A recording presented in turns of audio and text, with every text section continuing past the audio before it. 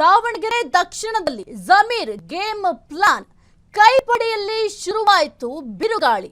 ಸದ್ಯಕ್ಕೆ ದಾವಣಗೆರೆ ದಕ್ಷಿಣ ಕ್ಷೇತ್ರ ಕಾಂಗ್ರೆಸ್ ಪಾಳೆಯಕ್ಕೆ ಈಗ ಒಂದು ಕಗ್ಗಂಟಾಗಿದೆ. ದಾವಣಗೆರೆ ದಕ್ಷಿಣದಲ್ಲಿ ಜಮೀರ್ ಗೇಮ್ ಪ್ಲಾನ್ ಕೈಪಡಿಯಲ್ಲಿ ಶುರುವಾಯಿತು ಬಿರುಗಾಳಿ. ಬಂದೆ ನೋಡ್ದೆ ಹೋದೆ, ಇಷ್ಟೇ ಅವರ ಗೇಮ್ ಪ್ಲಾನ್. ಇದು ಜಮೀರ್ ಅಹ್ಮದ್ ಚುನಾವಣಾ ಶೈಲಿ.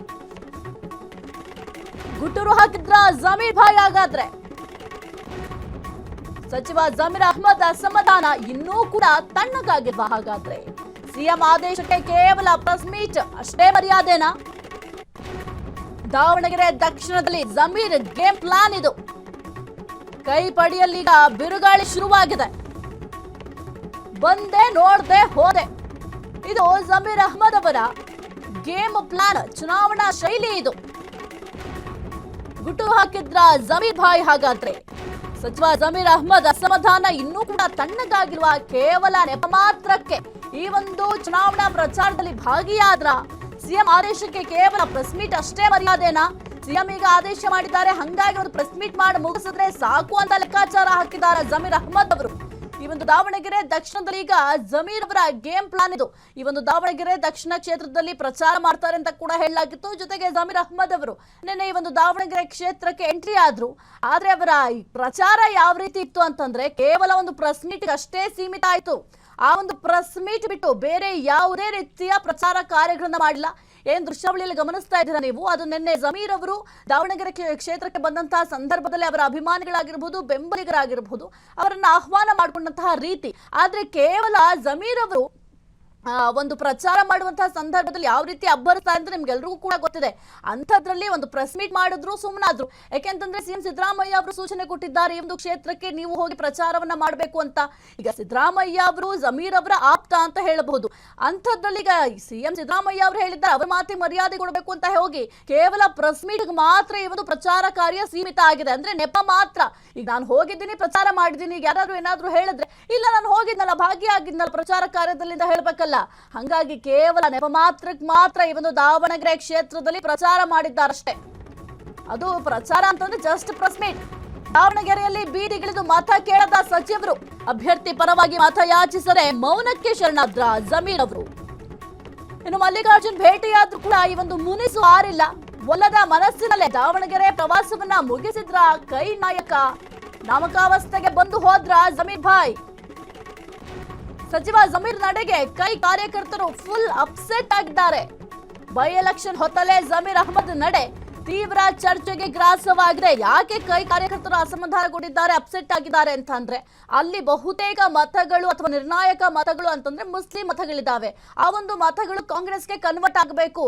ಮೊದಲಿಂದಲೂ ಕೂಡ ಕಾಂಗ್ರೆಸ್ಗೆ ಆ ಒಂದು ಮತಗಳು ಬರ್ತಾ ಇದೆ. ಆದ್ರೆ ಈಗ ಇರುವಂತಹ ಮುನಿಸು, ಗೊಂದಲ, ಇದೆಲ್ಲದರಿಂದಲೂ ಕೂಡ ಈಗ ಈ ಒಂದು ಮುಸ್ಲಿಂ ಮತಗಳು ಕಾಂಗ್ರೆಸ್ಗೆ ಬರುತ್ತಾ ಅನ್ನೋ ಒಂದು ಯೋಚನೆ ಕೂಡ ಇತ್ತು. ಹಾಗಾಗಿ ಜಮೀರ್ ಅವರು ಬಂದು ಈ ಒಂದು ಪ್ರಚಾರ ಕಾರ್ಯವನ್ನ ಮಾಡಿದ್ರೆ ಆ ಮುಸ್ಲಿಂ ಮತಗಳು ಈಸಿಯಾಗಿ ಕಾಂಗ್ರೆಸ್ ಪಾಳೆಯಕ್ಕೆ ಸೇರ್ಪಡೆ ಆಗುತ್ತೆ ಎಂಬ ಲೆಕ್ಕಾಚಾರದಲ್ಲಿದ್ರು. ಆದ್ರೆ ಈಗ ಅದೆಲ್ಲವೂ ಕೂಡ ಉಲ್ಟಾ ಆಗಿದೆ. ಜನರ ಬಳಿ ಹೋಗಿ ಜಮೀರ್ ಅಹ್ಮದ್ ಅವರು ಯಾವುದೇ ರೀತಿಯ ಮತ ಯಾಚನೆಯನ್ನ ಮಾಡಿಲ್ಲ. ಕೇವಲ ಪ್ರೆಸ್ ಮೀಟ್ ಮಾಡಿದ್ದಾರೆ. ಪ್ರೆಸ್ ಮೀಟ್ ನಲ್ಲಿ ಆ ಒಂದು ಅಭ್ಯರ್ಥಿಯ ಪರವಾಗಿ ಮಾತನಾಡಿದ್ದಾರೆ, ಪಕ್ಷದ ಪರವಾಗಿ ಮಾತನಾಡಿದ್ದಾರೆ. ಇದನ್ನ ಹೊರತುಪಡಿಸಿ ಜನರ ಬಳಿ ಹೋಗಿ ಯಾವುದೇ ರೀತಿಯ ಮತ ಯಾಚನೆಯನ್ನ ಮಾಡಿಲ್ಲ. ನೀವು ಹಿಂದೆನೂ ಕೂಡ ಗಮನಿಸಬಹುದು, ಜಮೀರ್ ಅಹ್ಮದ್ ಅವರು ಯಾವ ರೀತಿ ಒಂದು ಚುನಾವಣಾ ಕಾರ್ಯದಲ್ಲಿ ತಮ್ಮನ್ನ ತಾವು ತೊಡಗಿಸ್ಕೊಳ್ತಾರೆ, ಜೊತೆಗೆ ಪ್ರಚಾರ ಕಾರ್ಯದಲ್ಲಿ ಯಾವ ರೀತಿ ತೊಡಗಿಸ್ಕೊಳ್ತಾರೆ, ಜೊತೆಗೆ ಪ್ರಚಾರ ಅಂತಂದ್ರೆ ಅಬ್ಬರಿಸ್ತಾರೆ ಜಮೀರ್ ಅಹ್ಮದ್ ಅವರು. ಆದ್ರೆ ಈಗ ಆ ರೀತಿಯ ಅಬ್ಬರದ ಪ್ರಚಾರ ಎಲ್ಲೂ ಕೂಡ ಕಾಣಿಸಿಲ್ಲ ದಾವಣಗೆರೆ ಕ್ಷೇತ್ರದಲ್ಲಿ. ಮುಖ್ಯವಾಗಿ ಮಲ್ಲಿಕಾರ್ಜುನ್ ಅವರ ಮನೆಗೆ ಹೋಗಿದ್ರು. ಹೋದಂತ ಸಂದರ್ಭದಲ್ಲೂ ಕೂಡ ಕೇವಲ ಒಂದು ಪ್ರೆಸ್ ಮೀಟ್ ಅಷ್ಟೇ ಸೀಮಿತ ಆಗಿದೆ. ಹೊರಗಡೆ ಬಂದು ಜನರ ಬಳಿ ಮಾತಾಡೋದಾಗಿರ್ಬಹುದು, ಅಥವಾ ಮುಖ್ಯವಾಗಿ ಮುಸ್ಲಿಂ ಮುಖಂಡರು ಅಸಮಾಧಾನಗೊಂಡಿದ್ದಾರೆ ಒಂದು ಟಿಕೆಟ್ ವಿಚಾರಕ್ಕೆ ಸಂಬಂಧಪಟ್ಟಂತೆ, ಅವರ ಬಳಿ ಹೋಗಿ ಮಾತನಾಡೋದಾಗಿರ್ಬಹುದು, ಅದ್ಯಾವುದನ್ನು ಕೂಡ ಮಾಡಿಲ್ಲ. ಸಿದ್ದರಾಮಯ್ಯ ಅವರು ಹೇಳಿದ್ದಾರೆ, ಜೊತೆಗೆ ಹೈಕಮಾಂಡ್ ಸೂಚನೆ ಇದೆ, ಅದರ ಮೇರೆಗೆ ಮಾತ್ರ ಈ ರೀತಿಯಾಗಿ ಒಂದು ನಾಮಕಾವಸ್ಥೆಗೆ ಪ್ರಚಾರ ಮಾಡಿದ್ದಾರೆ. ಎಸ್ ಕುರಿತು ಹೆಚ್ಚಿನ ಮಾಹಿತಿ ನೀಡ್ತಾರೆ ನಮ್ಮ ಪ್ರತಿನಿಧಿ ಮಾರುತಿ. ಈ ಒಂದು ದಾವಣಗೆರೆ ದಕ್ಷಿಣ ಕ್ಷೇತ್ರದಲ್ಲಿ ಬಹಳ ಮುಖ್ಯವಾದಂತಹ ಓಟ್ ಅಂತ ಅಂದ್ರೆ ಈ ಒಂದು ಮುಸ್ಲಿಂ ಮತಗಳು ಹೆಚ್ಚಿನ ಪ್ರಮಾಣದಲ್ಲಿದ್ದಾವೆ, ಜೊತೆಗೆ ನಿರ್ಣಾಯಕ ಪಾತ್ರವನ್ನು ಕೂಡ ವಹಿಸುತ್ತೆ. ಜಮೀರ್ ಅಹ್ಮದ್ ಅವರು ಬಂದೇನಾದ್ರು ಪ್ರಚಾರ ಮಾಡಿದ್ರೆ ಆ ಓಟ್ಗಳೆಲ್ಲ ತಮ್ಮದಾಗುತ್ತೆ ಅನ್ನೋ ಲೆಕ್ಕಾಚಾರದಲ್ಲಿದ್ರು. ಆದ್ರೆ ಜಮೀರ್ ಅವರ ಪ್ರಚಾರ ನೋಡಿದ್ರೆ ಅದೆಲ್ಲವೂ ಕೂಡ ಉಲ್ಟಾ ಆಗೋ ಚಾನ್ಸಸ್ ಇದೆ. ಕಾಂಗ್ರೆಸ್ ನಲ್ಲಿ ದಾವಣಗೆರೆ ಸಂಬಂಧಪಟ್ಟಂತೆ ಇನ್ನೂ ಗೊಂದಲ ಬಗೆಹರಿಸಿಲ್ಲ.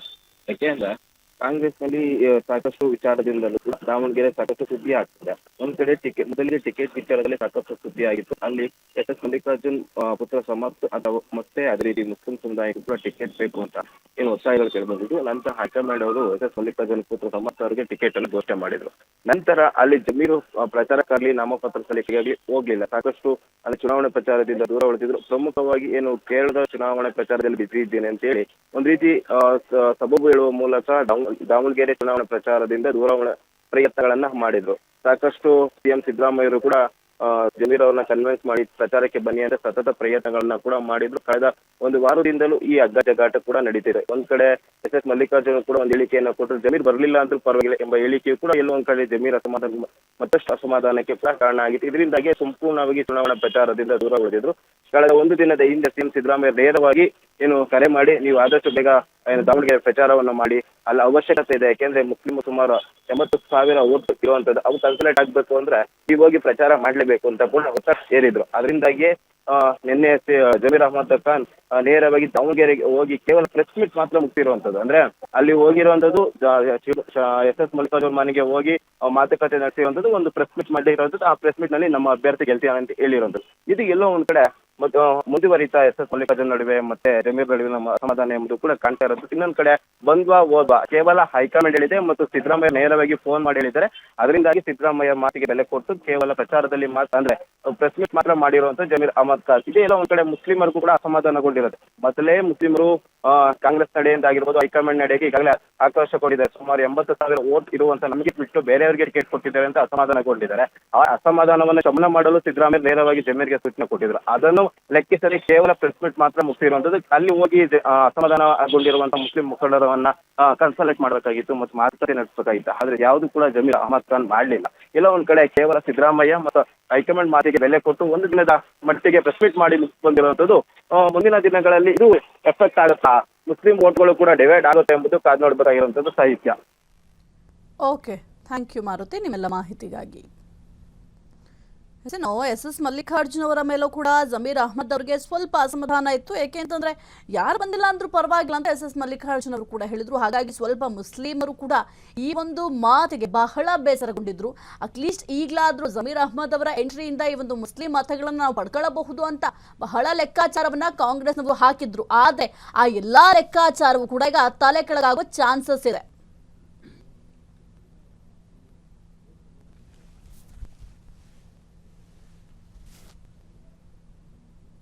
Bagalkot Davanagere by election, CM ಡಿಸಿಎಂಗೆ ಗೆಲ್ಲಲೇಬೇಕಾದಂತ ಅನಿವಾರ್ಯತೆ ಇದೆ. ಈಗ ಬಾಗಲಕೋಟೆ ಆಗಿರಬಹುದು ದಾವಣಗೆರೆ ಆಗಿರಬಹುದು, ಎರಡರ ಬೈ ಎಲೆಕ್ಷನ್ ಏನಿದೆ, ಸಿಎಂ ಮತ್ತೆ ಡಿಸಿಎಂಗೆ ಗೆಲ್ಲಲೇಬೇಕಾದಂತ ಅನಿವಾರ್ಯತೆ ಇದೆ. ಉಪಸಮರ ಎರಡೂ ಕಡೆ ಕಾಂಗ್ರೆಸ್ ಹವಾ. ಸಿಎಂ ಸಿದ್ದು ಕೈ ಸೇರಿದ ಗುಪ್ತಚರ ವರದಿ, ಸಿದ್ದರಾಮಯ್ಯ ಕೈ ಸೇರಿದೆ ಡಬಲ್ ರಿಪೋರ್ಟ್. ಗುಪ್ತಚರ ಇಲಾಖೆ ವರದಿ ನೋಡಿ ಸಿದ್ದರಾಮಯ್ಯ ಅವರು ಫುಲ್ ಖುಷಿಯಾಗಿದ್ದಾರೆ. ದಾವಣಗೆರೆಯಲ್ಲಿ 15ರಿಂದ 20,000 ಮತಗಳು ಹಾಗೂ ಬಾಗಲಕೋಟೆಯಲ್ಲಿ 10ರಿಂದ 15,000 ಮತಗಳ ಲೀಡ್ ಭವಿಷ್ಯ ಇದೆ. ಹಾಗಾಗಿ ಈಗ ಸಿದ್ದರಾಮಯ್ಯ ಅವರು ಕೂಡ ಬಹಳ ಖುಷಿಯಾಗಿದ್ದಾರೆ. ಜೊತೆಗೆ ಡಿಕೆ ಶಿವಕುಮಾರ್ ಅವರು ಕೂಡ ಬಹಳ ಖುಷಿಯ ವಿಚಾರ.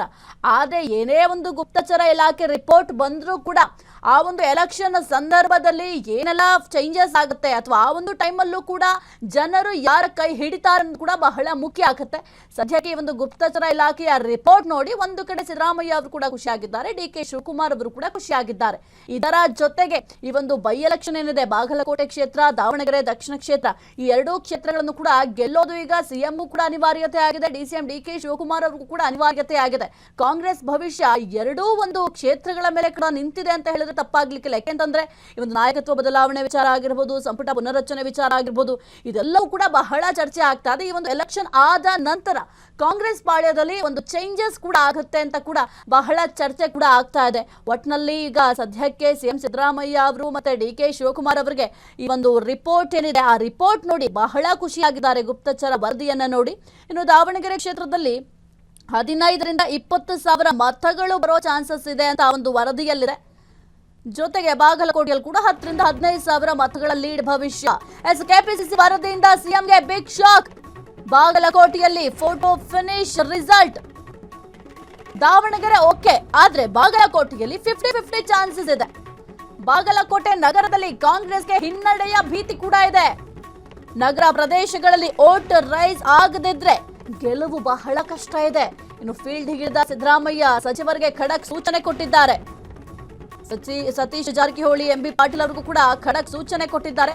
ಉಮೇಶ್ ಮೇಟಿಯನ್ನ ಶತಾಯ ಗತಾಯ ಗೆಲ್ಲಿಸಲೇಬೇಕು ಅಂತ ಸಿಎಂ ಪಟ್ಟು ಹಿಡ್ಕೊಂಡಿದ್ದಾರೆ. ಇನ್ನು ಜಾರಕಿಹೊಳಿ, ಎಂಬಿ ಪಾಟೀಲ್ರಿಗೆ ನಗರ ಭಾಗದ ಜವಾಬ್ದಾರಿ ಕೊಟ್ಟಿದ್ದಾರೆ. ಮತದಾನಕ್ಕೆ 3 ದಿನ ಬಾಕಿ ಇರುವಾಗಲೇ ತಂತ್ರಗಾರಿಕೆಯನ್ನ ಸಿಎಂ ಬದಲಿಸಿದ್ದಾರೆ. ಯಾವುದೇ ಕಾರಣಕ್ಕೂ ಕೂಡ ಲೀಡ್ ಕಡಿಮೆ ಆಗಬಾರದು, ಕೊನೆ ಕ್ಷಣದವರೆಗೂ ಕೂಡ ಅಲರ್ಟ್ ಆಗಿರಬೇಕು ಅಂತ ಸಿಎಂ ಈಗ ಖಡಕ್ ಆಗಿ ಆರ್ಡರ್ ಮಾಡಿದ್ದಾರೆ ಸಚಿವರಿಗೆ. ಜೊತೆಗೆ ಇನ್ನು ಕಾಂಗ್ರೆಸ್ ಉಸ್ತುವಾರಿ ಆಗಿರುವಂತಹ ರಣದೀಪ್ ಸಿಂಗ್ ಸುರ್ಜೇವಾಲಾ ಅವರು ಕೂಡ ಕೆಲವೊಂದಿಷ್ಟು ಆದೇಶಗಳನ್ನ ಮಾಡಿದ್ರು, ಅಂದ್ರೆ ಆರ್ಡರ್ ಗಳನ್ನ ಮಾಡಿದ್ದು. ಸಚಿವರು ಕೂಡ ಮುಖ್ಯವಾಗಿ ಒಂದು ಪ್ರಚಾರ ಕಾರ್ಯಗಳಲ್ಲಿ ತಮ್ಮನ್ನು ತಾವು ತೊಡಗಿಸ್ಕೊಳ್ಬೇಕು, ಜೊತೆಗೆ ತಮ್ಮ ಸಚಿವ ಸ್ಥಾನ ಉಳಿಬೇಕು ಅಂತಂದ್ರೆ ಬಾಗಲಕೋಟೆ ಮತ್ತೆ ದಾವಣಗೆರೆ ಕ್ಷೇತ್ರದಲ್ಲಿ ಪ್ರಚಾರವನ್ನ ಮಾಡಬೇಕು, ತಮ್ಮ ಅಭ್ಯರ್ಥಿಗಳನ್ನ ಗೆಲ್ಲಿಸಬೇಕು ಅಂತ ಒಂದು ಟಾಸ್ಕ್ ಅನ್ನ ಕೊಟ್ಟಿದ್ರು. ಅದರ ಜೊತೆಗೆ ಸಿದ್ದರಾಮಯ್ಯ ಅವರು ಕೂಡ ಸಚಿವರಿಗೆ ಕೆಲವೊಂದಿಷ್ಟು ಖಡಕ್ ಸೂಚನೆಯನ್ನ ಕೊಟ್ಟಿದ್ರು. ಮುಖ್ಯವಾಗಿ ಈಗ ಬಾಗಲಕೋಟೆ ಕ್ಷೇತ್ರವನ್ನ ತಮ್ಮದಾಗಿಸ್ಕೊಳ್ಬೇಕು. ಯಾಕೆಂತಂದ್ರೆ ಈ ಒಂದು ರಿಪೋರ್ಟ್ ನಲ್ಲಿ ಸ್ವಲ್ಪ ಚೇಂಜಸ್ ಇದೆ. ದಾವಣಗೆರೆ ಗೆಲ್ಲೋ ಚಾನ್ಸಸ್ ಇದೆ, ಆದ್ರೆ ಬಾಗಲಕೋಟೆ ಕಥೆ ಏನು ಅಂತ ನೋಡಿದ್ರೆ 50-50.